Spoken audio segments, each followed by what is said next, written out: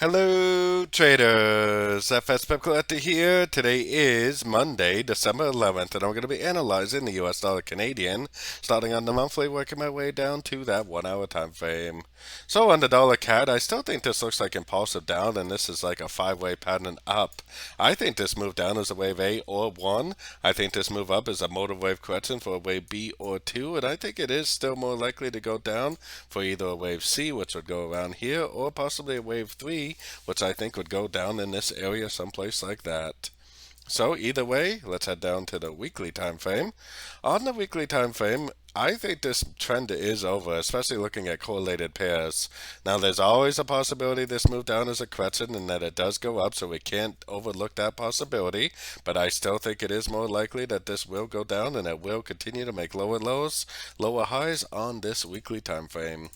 Going down to the daily time frame, and we still definitely don't have any break or structure to the upside, telling me that this move up right here definitely could be a correction, and I think it is pretty likely that it could just end up continuing the downtrend, especially with all the big dollar news that we have this week.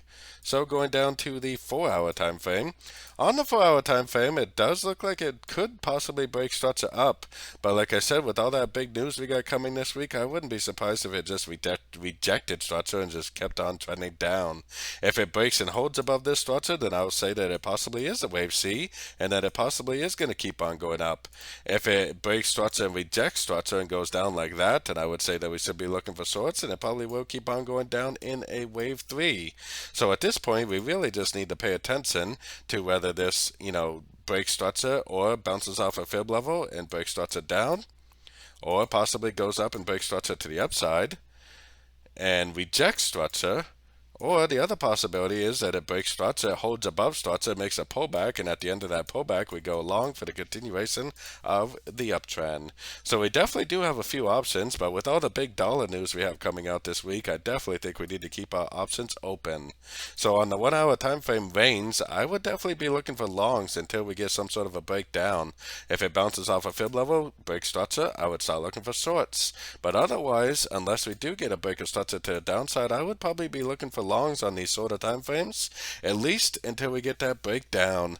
And the fact that we have such big news coming out this week on Tuesday and on Wednesday, I would expect whatever's happening now to be setting itself up for the news tomorrow, which I kind of feel like tomorrow's news is more likely going to cause this to go down, break structure, and probably going to be the continuation of the downtrend on the longer time frames. So don't forget to join my free Discord group. The link for that is on the screen and in the description. Thanks and happy trading.